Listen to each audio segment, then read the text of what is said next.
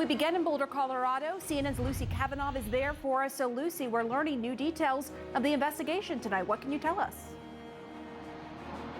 We are, Pam, and I'm at the side of this road because at any minute now we're expecting the start of a funeral procession in honor of that fallen Boulder Police Department officer. But FBI officials are telling CNN, or sources at least are telling CNN, that the FBI is looking at everything from the suspect's online activity to interview with friends and relatives to try to get a better understanding of his motivation. A senior law enforcement official also says that federal investigators are aware of friends who say he had grievances about his perception of how Muslims were treated, but they caution it is a complicated picture.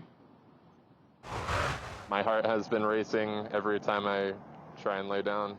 It just keeps me up at night. Tonight, as survivors of Monday's mass shooting struggle to come to grips with the violence, new details are emerging about possible directions of the investigation. A law enforcement official briefed on the investigation tells CNN that officials are examining possible mental health questions. Investigators believed the attack was planned given the timing of Ahmad Alisa's March 16th purchase of the Ruger AR-556 pistol. The official added they are also taking note that there were no wounded survivors, which is uncommon in mass shootings. The defense has to basically say that someone didn't understand the impact of what they were doing.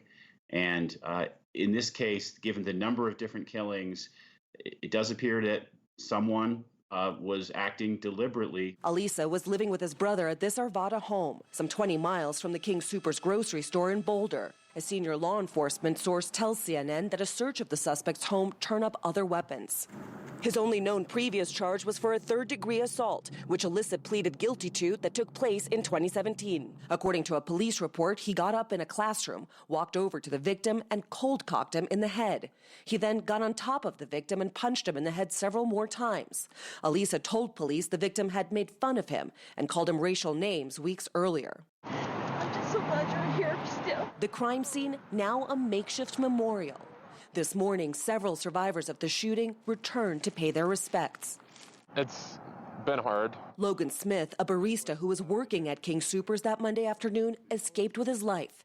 His three best friends lost theirs, including 20-year-old Denny Stong. I kind of accepted that something was up, but to have the words come out of his father's mouth that he was dead, I broke down crying. His other best friend, 25-year-old Ricky Olds, mourned by her family today. There's a hole in our family that won't be filled. I mean, we try to fill it with memories.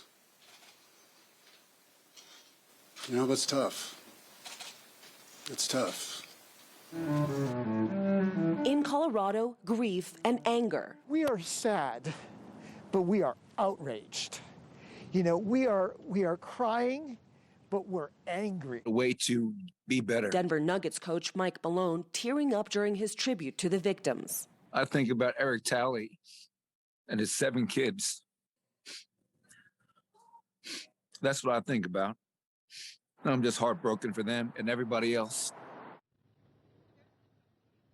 And the community is gathering along this road to show their support for fallen Boulder police officer Eric Talley as his body is transported from the coroner's office to the funeral home. We understand his coffin is covered with a flag inside a hearse.